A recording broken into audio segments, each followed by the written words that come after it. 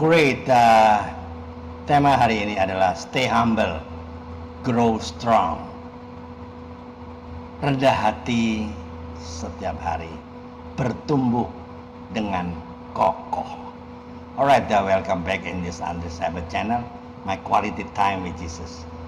Teman-teman, banyak orang yang ingin kuat secara rohani, ingin dipakai Tuhan, ingin hidupnya naik level, tapi sedikit yang mau rendah hati. Kita hidup di zaman di mana orang berlomba-lomba terlihat hebat, terlihat rohani, terlihat sukses. Itu benar ya. Padahal di hadapan Tuhan ukurannya bukan penampilan.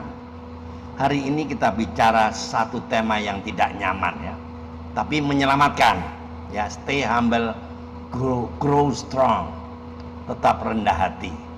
Dan justru dari sanalah ya kita bertumbuh menjadi kuat. Banyak orang ingin kuat tapi tidak mau direndahkan. Ini bagian pedasnya ya. Banyak orang yang mau dipuji tapi tidak mau ditegur. Mau naik tapi tidak mau diproses. Mau dipakai Tuhan tapi tidak mau dibentuk Tuhan. Kalau Tuhan izinkan kita ditegur, dikoreksi, dipatahkan egonya, itu bukan karena Tuhan benci. Itu karena Tuhan sedang mempersiapkan kita untuk menjadi kuat. Orang yang tidak mau direndahkan tidak akan pernah matang. Kerendahan hati bukan lemah, itu adalah akar kekuatan. Jangan salah ya. Rendah hati bukan berarti minder, bukan berarti pasrah tanpa prinsip, bukan berarti tidak punya pendirian. Rendah hati itu tahu saya tidak sempurna, saya masih butuh Tuhan dan selalu butuh Tuhan. Saya masih mau diajar, saya tidak lebih tinggi dari siapapun. Pohon yang paling tinggi justru akarnya yang paling dalam. Kalau akar rohani kita dangkal, sedikit angin langsung tumbang. Tapi orang yang rendah hati, akarnya masuk ke dalam dan dia bertumbuh kokoh. Cermin diri kita dengar firman atau cuma suka dibela. Sekarang jujur ya, waktu firman menegur, apakah kita bertobat? Tolong nilai diri Anda sendiri ya. Atau kita berkata, ini buat orang lain, yang ini bukan saya. Pendeta itu terlalu keras. Kalau setiap ditegur, kita selalu defensif ya. Itu tanda kerendahan hati kita sedang bocor. Orang yang rendah hati tidak sibuk untuk membela diri, dia sibuk membenahi diri. Bertumbuh itu proses, bukan instan. Di zaman instan ini orang mau kuat tapi tanpa proses. Padahal Tuhan jarang memakai orang yang belum diremukkan. Emas itu harus dimurnikan, gandum juga harus digiling, anggur harus diperas. Kalau hidup kita sekarang sedang ditekan, mungkin bukan karena Tuhan menjatuhkan, mungkin Tuhan sedang menaikkan kapasitas kita. Tanpa rendah hati, rohani kita mandek. Dengar ini baik-baik ya. Kesombongan rohani itu lebih berbahaya dari dosa terang-terangan. Kenapa? Karena orang yang sombong merasa tidak perlu berubah, merasa sudah benar, merasa lebih suci. Padahal Alkitab berkata apa? Tuhan menentang orang yang congkak, tetapi mengasihani orang yang rendah hati. Kalau mau bertumbuh kuat, mulailah dengan merendahkan diri. Kuat karena Tuhan, bukan karena diri sendiri. Kalau hari ini kita masih berdiri, itu bukan karena kita hebat, itu karena anugerah. Kalau kita masih melayani, itu bukan karena lebih rohani, itu karena Tuhan sabar. Kerendahan hati membuat kita semua sadar, semua dari Tuhan, semua oleh Tuhan, semua untuk Tuhan. Dan orang seperti itu akan bertumbuh kokoh. Jadi teman-teman, kalau Tuhan ambil semua pencapaian kita, contohnya gelar, jabatan, popularitas, apa yang tersisa? Apakah Kristus? Karena hanya orang yang rendah hati yang bisa dipercaya Tuhan untuk menjadi kuat. Stay humble, grow strong. Direndahkan supaya bertumbuh, dibentuk supaya kokoh, dan pada akhirnya bukan nama kita yang ditinggikan, tapi nama Tuhan yang dipermuliakan. Jadi 1 Petrus 5 ayat 5b ya. Allah menentang orang yang congkak, tetapi mengasihani orang yang rendah hati.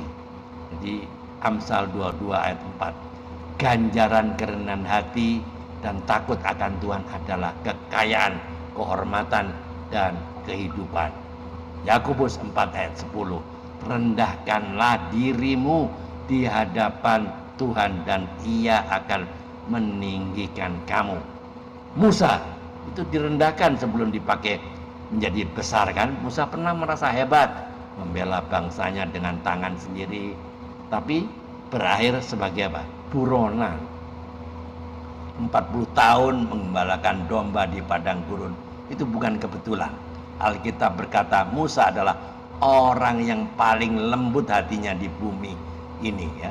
Setelah ego diruntuhkan, barulah Tuhan memakainya untuk memimpin bangsa besar. Direndahkan dulu, baru dipakai besar. Daud juga begitu, tetap rendah hati di tengah kemenangan perangnya ya. Daud diurapi jadi raja, tapi kembali ke padang menjaga domba. Tapi menang melawan Goliat, tapi tetap tunduk kepada Saul. Dia gagal, jatuh, namun dia cepat bertobat. Bukan karena sempurna, tapi karena hatinya mau direndahkan. Kerendahan hati menjaga Daud tetap kuat. Jadi pesan moralnya, kalau kita ingin bertumbuh kokoh, jangan cari panggung, carilah proses. Tuhan tidak membesarkan orang yang menolak, direndahkan. Dia membentuk karakter sebelum memperluas pengaruh. Kerendahan hati bukan pilihan tambahan ya. Itu fondasi utama. Tanpa rendah hati, iman akan rapuh. Teman-teman, jadi closing statementnya, jangan takut direndahkan Tuhan. Takutlah kalau kita tidak lagi mau dibentuk ya. Stay humble ya, grow strong. Tetap, karena hanya orang yang rendah hati yang sanggup memikul tanggung jawab besar dari Tuhan. Teman-teman, tolong jawab pertanyaan ini dengan jujur. 1. Dalam area apa Tuhan sedang menegur Anda supaya lebih rendah hati? 2. Proses apa yang sedang Tuhan pakai untuk membentuk Anda menjadi lebih kuat? Tolong jawab pertanyaan dengan jujur dan renungkan masing-masing ya. Teman-teman, humility is the soil where spiritual strength grows. Kerendahan hati adalah tanah tempat kekuatan rohani itu bertumbuh. God cannot build high what refuses to grow deep. Tuhan tidak membangun tinggi sesuatu yang menolak bertumbuh ke dalam. Itu, mari kita tunduk kepala, kita berdoa.